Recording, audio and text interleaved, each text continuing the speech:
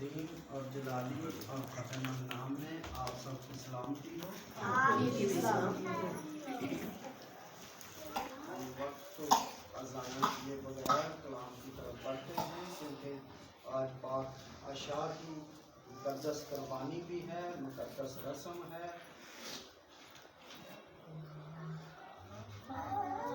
اور آج ہم قرآن مقدس میں سے مقدس لوکا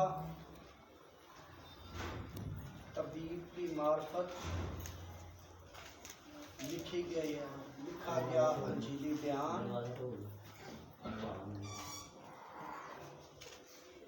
اور اس کا نامہ باب 62 verse part ہے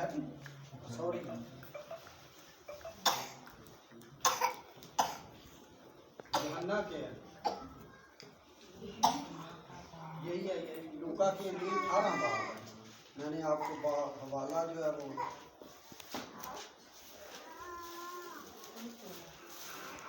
18 باب کی 8ویں آیت ہے۔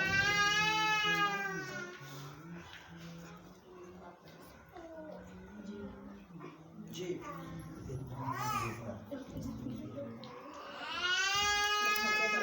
ہمارے لیے آج کی پہلی تلاوت لوکا کی انجیل اس کا 18واں باب اس کی 8 آیتیں ہے۔ میں تم سے کہتا ہوں کہ وہ جلد ان کا انصاف کرے گا، تو بھی جب ابن آدم آئے گا تو کیا زمین پر ایمان پائے گا؟ خداوند کے زندگی بخش کلام کے پڑھے اور سنے جانے پہ خداوند کی برکت ہو۔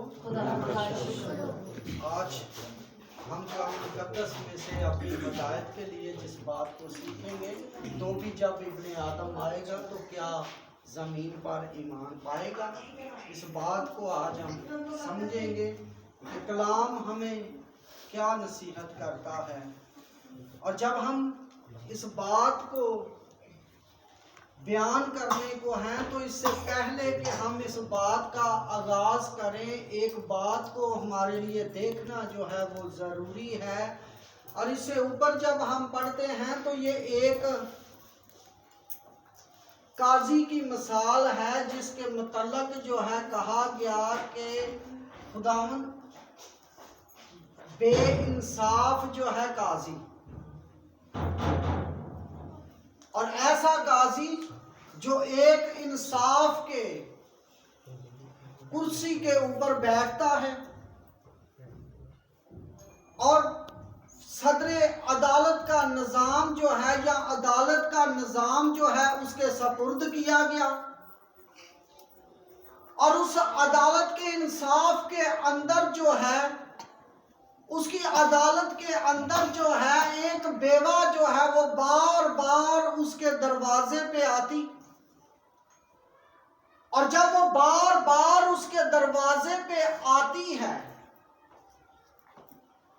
تو ایک دن وہ تنگ آ جاتا، پریشان ہو جاتا اور اپنے ذہن تیار کر لیتا، اور لکھا ہے 5ویں آیت، تو بھی اس لیے کہ یہ بیوہ مجھے ستاتی ہے، میں اس کا انصاف کروں گا، ایسا نہ ہو کہ یہ بار بار آ کر آخر کو میرا ناک میں کیا کر دے، دم کر دے۔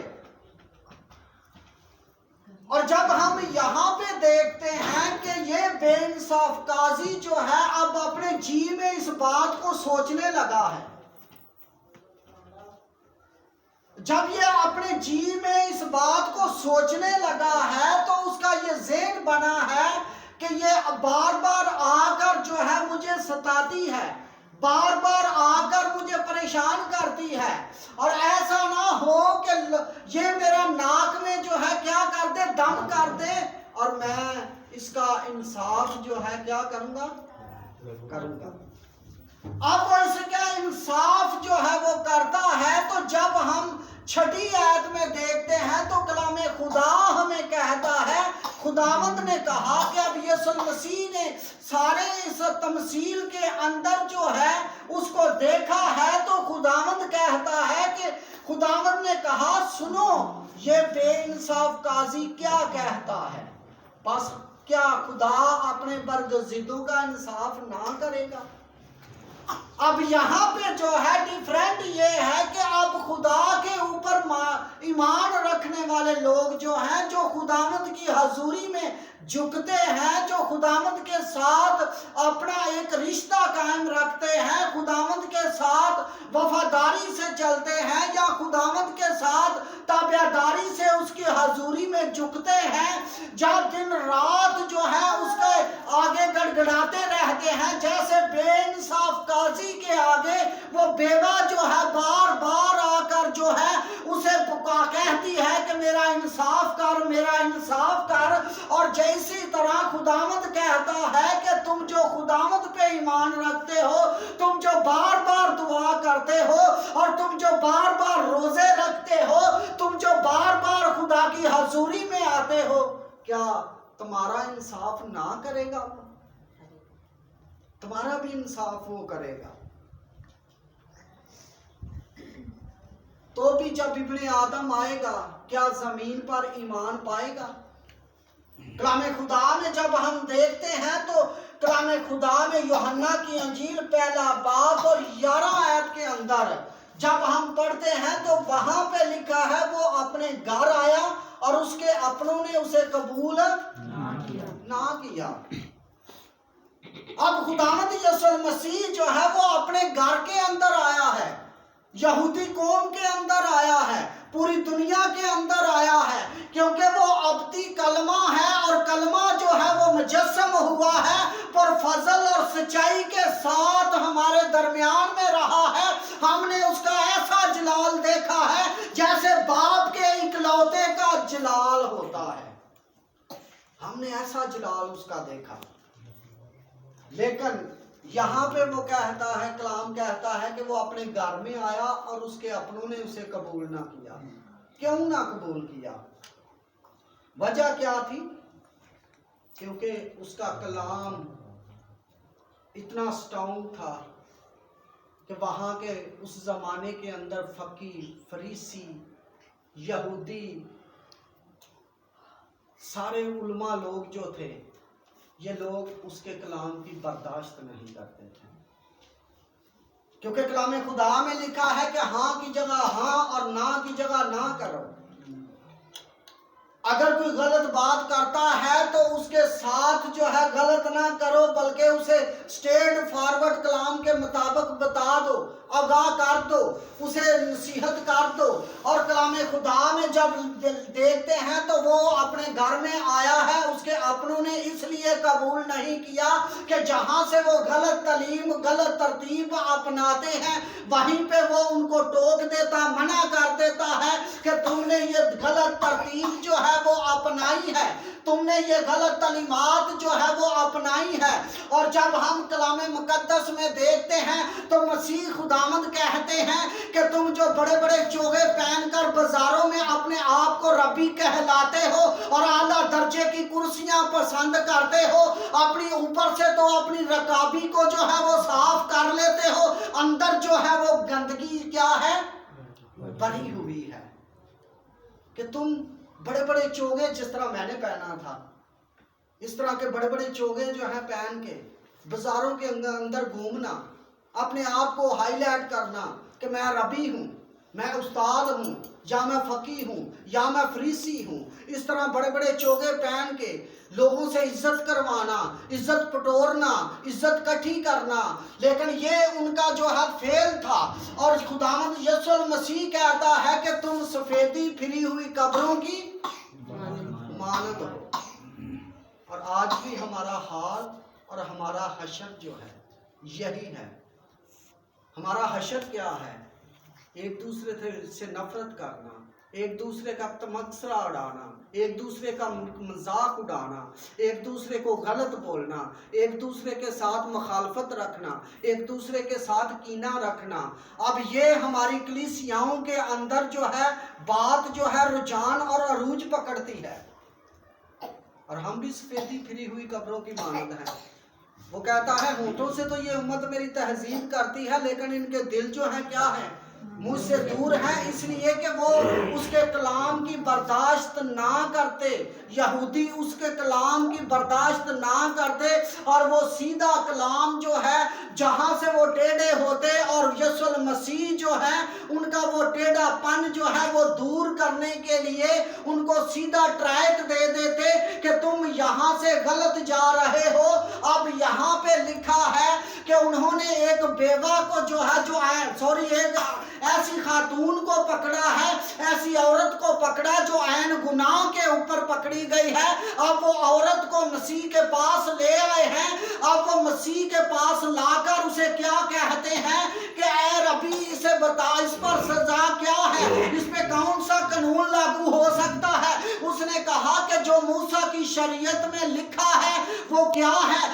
انہوں نے کہا کہ لکھا ہے کہ ایسے زناکار کو جو ہے سزائے موت سنسار کی سزا دی جائے، اسے پتھروں سے سنسار کیا جائے۔ تو مسیح خداوند کہتے ہیں کہ میں بھی تم پر کوئی اور حکم جو ہے وہ لاگو نہیں کرتا، بلکہ تمہارے لیے یہی حکم ہے کہ جیسے موسیٰ کی شریعت کے اندر لکھا ہے اس کے ساتھ ویسا ہی سلوک کرو۔ لیکن ایک بات میں تمہیں ضرور کہتا ہوں کہ اس کو پتھر وہ مارے جو بے گناہ۔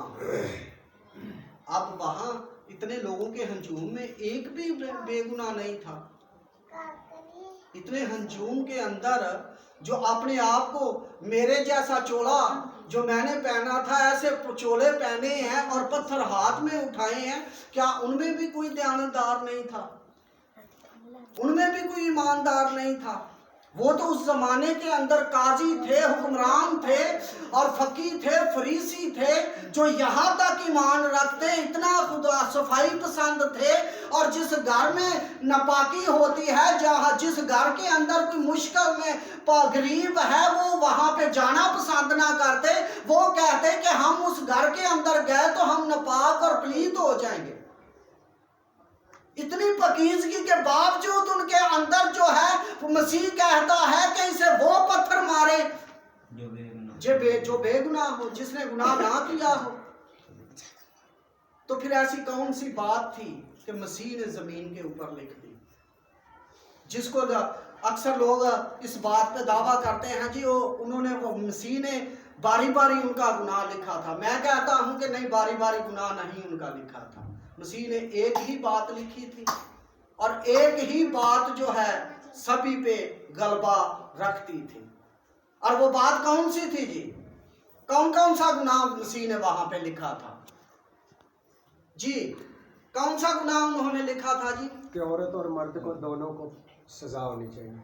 یہاں پہ مسیح نے کہا تھا کہ تم نے قانون اور آئین کو جو ہے، موسیٰ کی شرعی قوانین کو جو ہے وہ توڑا ہے، اور توڑنے کی سزا یہ ہے کہ جب تم عین گناہ پہ پکڑتے ہو، مرد کو تم نے چھوڑ دیا ہے کیونکہ وہ امیر کا بیٹا ہے یا امیر زادہ ہے، اسے تم نے چھوڑ دیا ہے، عورت کو پکڑ کر لے آئے ہو اور تم نے شرعی قوانین جو ہے موسیٰ کا قانون توڑ دیا ہے۔ وہاں پہ مسیح نے جس بات کو لکھ دیا تھا وہ یہ تھا کہ موسیٰ کی شریعت میں لکھا ہے کہ عورت اور مرد اور دونوں کو جو ہے سنسار کیا جائے، اور تم سبھی نے اس آئین کو توڑ دیا ہے کہ تم عورت کو پکڑ کے لے آئے ہو، مرد کو چھوڑ دیا۔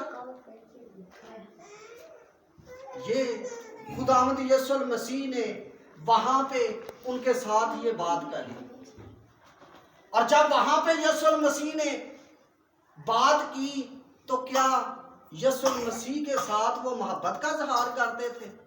اسی لیے وہ کینہ رکھتے تھے، نفرت رکھتے تھے کہ یہ تو ہمیں سیدھی سیدھی تعلیم جو ہے ٹریک دیتا ہے، سیدھے سیدھے مسئلے بتا دیتا ہے، ہمیں انصاف پہ مجبور کر دیتا ہے۔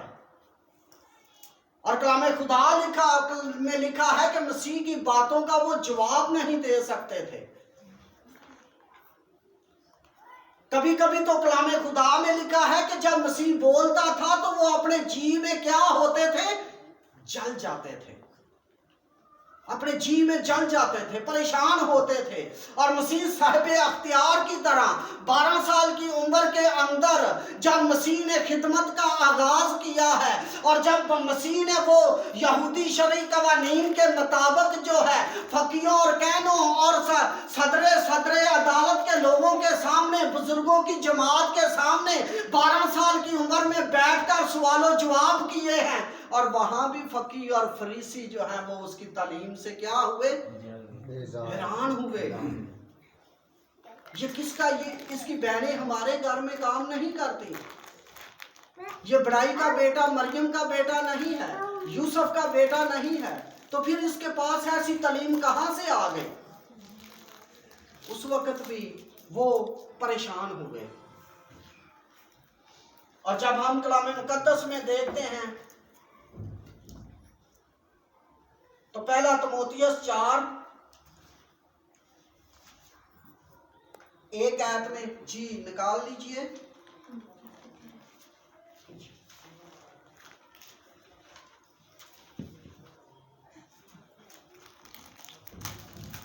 पहला तिमोथियस जी 4 बाब और उसकी पहली है, लेकिन रूह साफ फरमाता है कि इंदा ज़बानों में बाज़ लोग गमराह करने वाली रूहों और शयातीन की तालीम की तरफ मतवज्जो होकर ईमान से क्या हो जाएंगे, बरगश्ता हो जाएंगे। अब यहाँ पे कलाम खुदा में क्या लिखा है जी?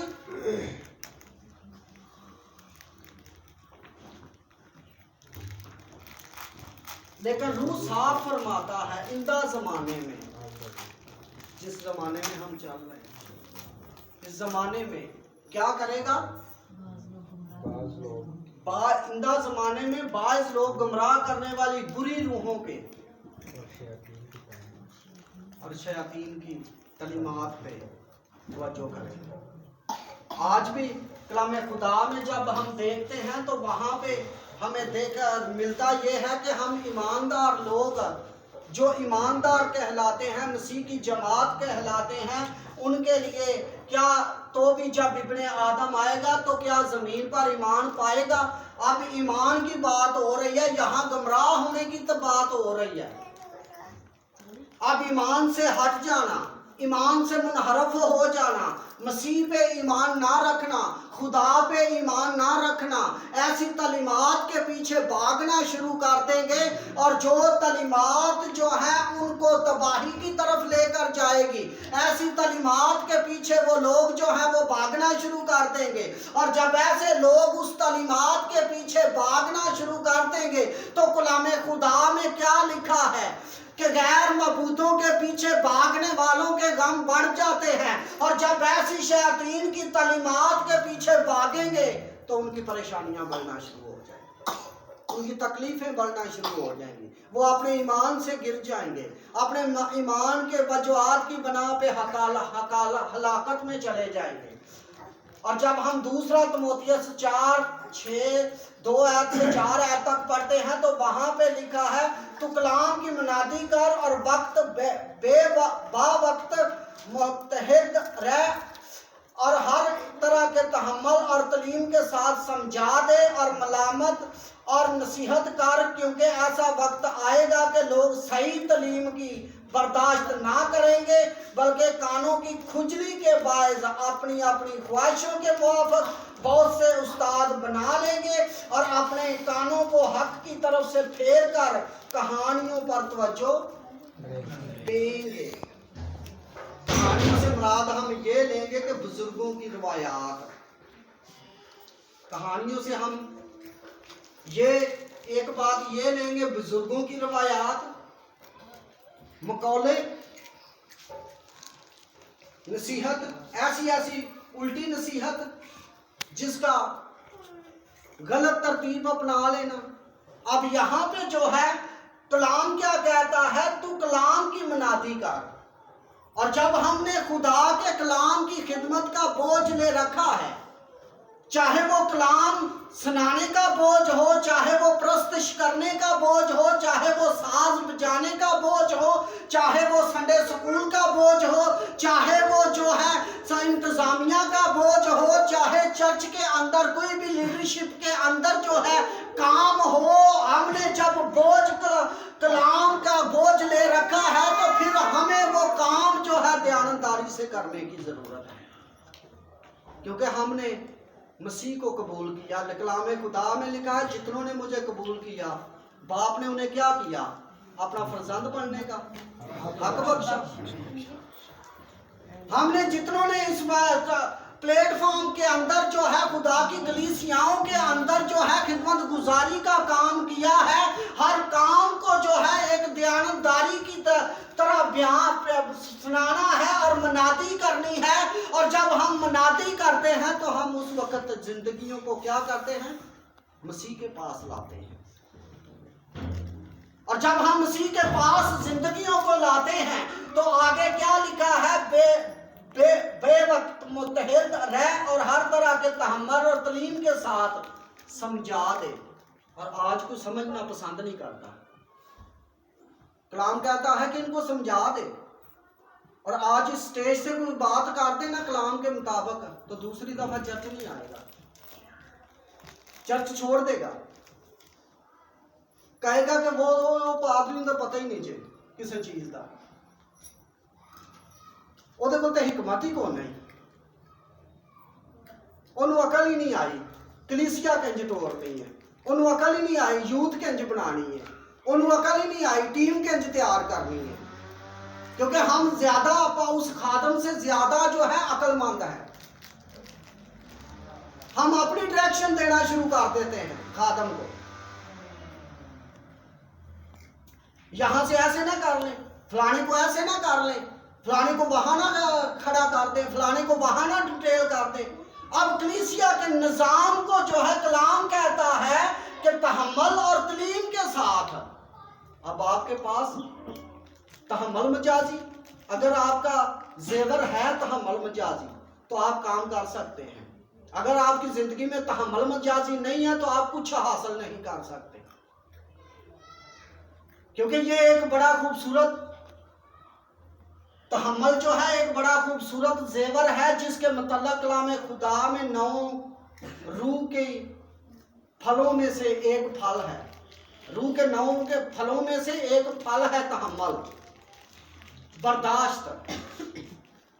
और जब हम ये सब कुछ करते हैं तो मेरे अजीजों हमारी तालीम जो है वो उसको सुनता भी है, हमारी बात पे अमल भी करता है।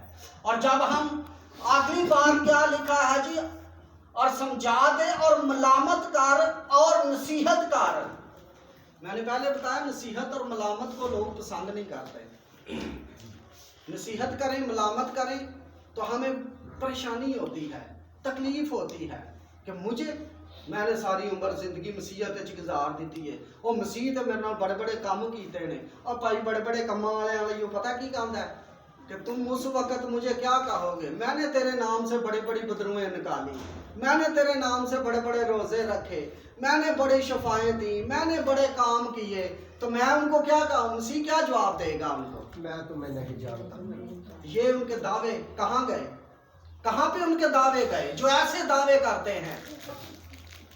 ऐसे दावे करने वाले जो हैं वो कहाँ पे गए? कलाम खुदा में लिखा है मैं जानते ही नहीं उनको, पहचानता नहीं है। और जरूरी है कि जब इब्ने आदम आएगा तो क्या जमीन पर ईमान पाएगा? अगर हमारा ईमान ऐसा है ठनठनाते पीतल की तरह या जनजनाती जांच की तरह है तो हमारा ईमान जो है बेफायदा है। हम उनकी तरह होंगे जो दरवाजे पे खटखटा रही हैं।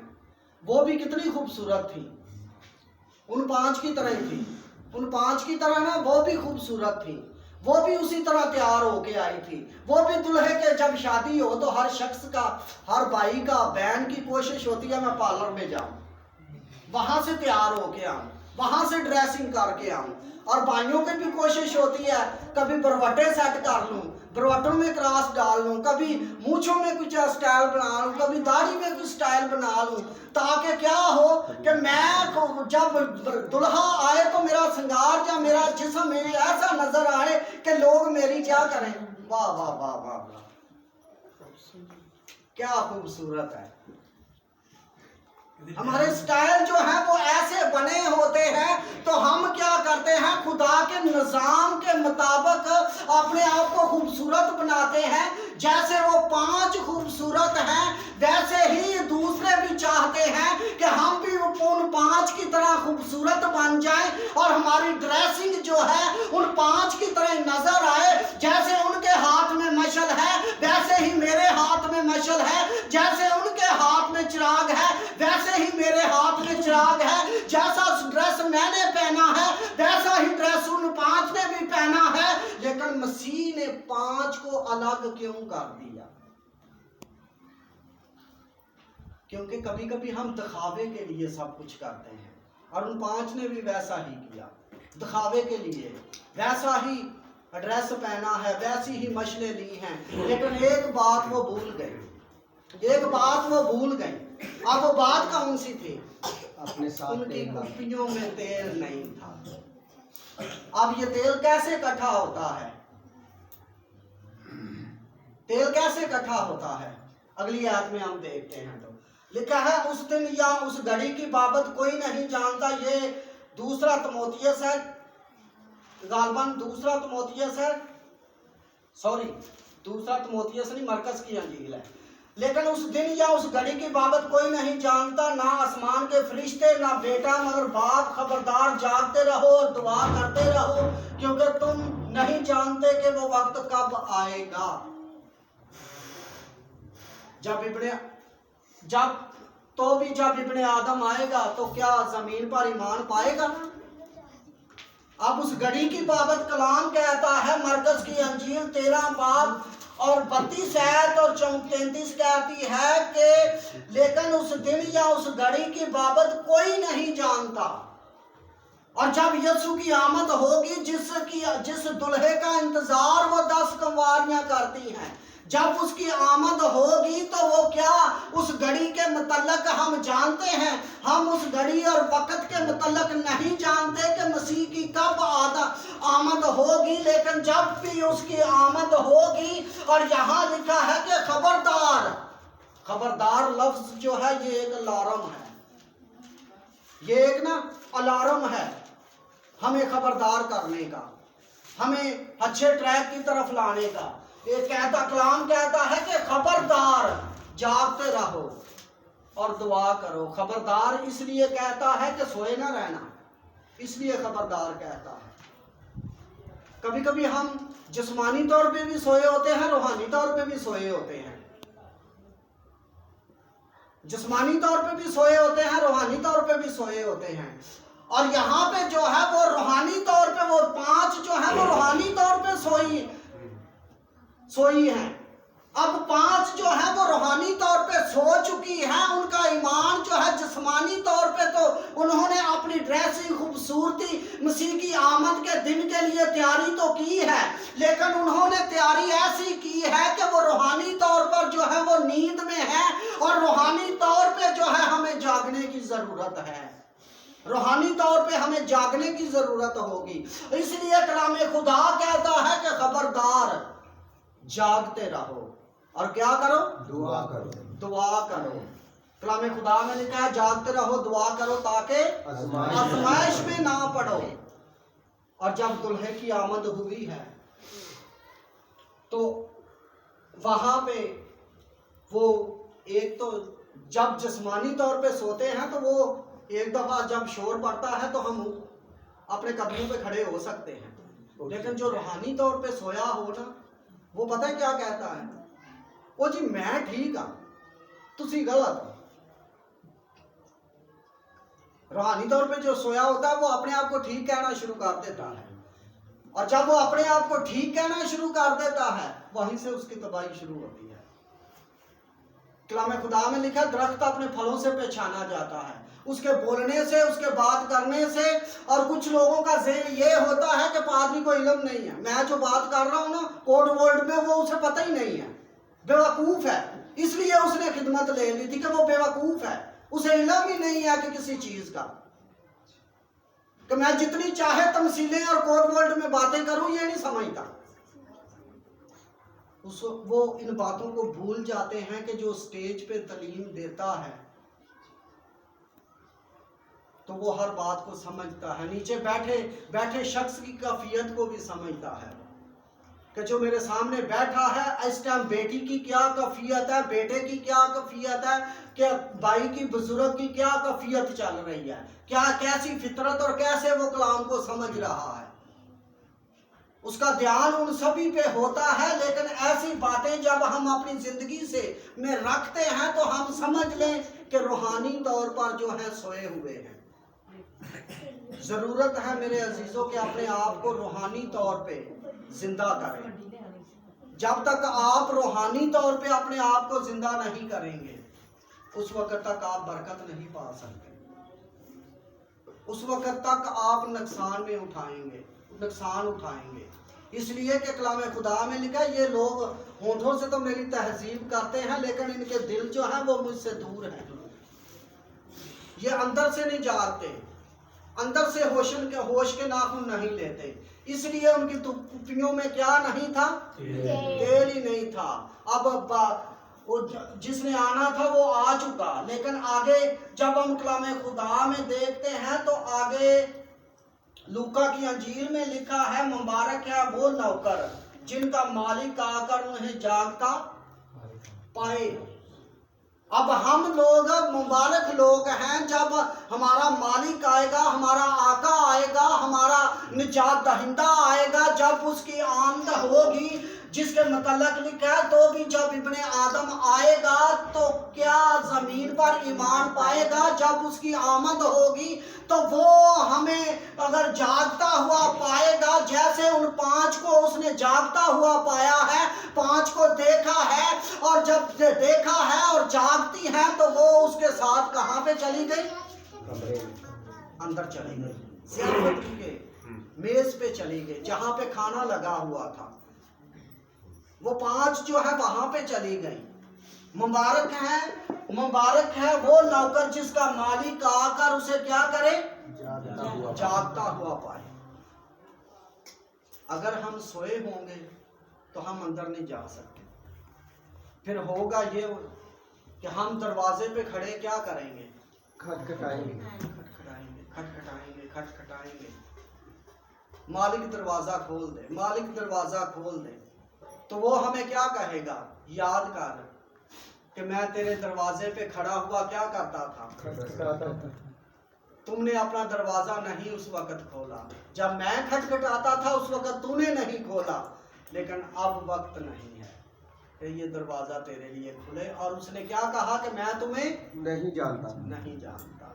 मेरे अजीजों, आज हमने इस बात को देखना है कि क्या हम इस बात को जानते हैं। आखिरी हवाला तिमोथियस का खत 2 बाब 13 आयत है, इस पे हम अपने आज के मैसेज को तिमोथियस एक ही है, ना पहला है, ना तीसरा है, ना चौथा है, जी नहीं, फिर गौर से पढ़ लीजिएगा, खुदा ने मौका अगर दिया तो। जी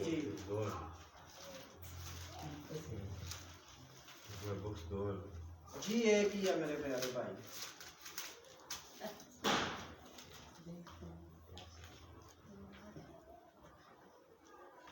सॉरी तीतस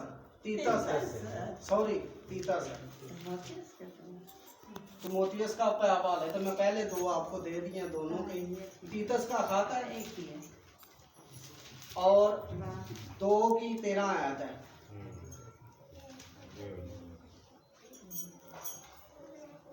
और उस मुबारक उम्मीद यानी अपने बुजुर्ग खुदावंद मुनज्जी यसु मसीह के जलाल के जाहिर होने के मुंतजर रहे।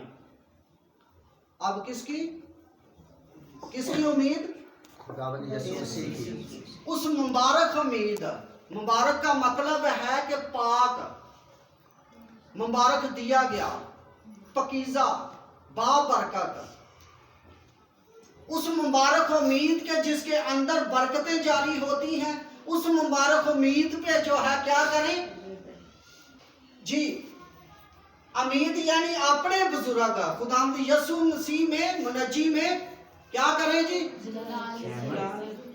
कि किस्म की क्या रहे, पढ़ दिया करें। क्यों डरते क्यों हैं, पढ़ दिया करें। मुबारक उम्मीद यानी अपने बुजुर्ग खुदा और मुनज्जी यीशु मसीह के जलाल के जाहिर होने के मुंतजर रहे, उसके जाहिर होने के, उसकी आमद के मुंतजर रहे,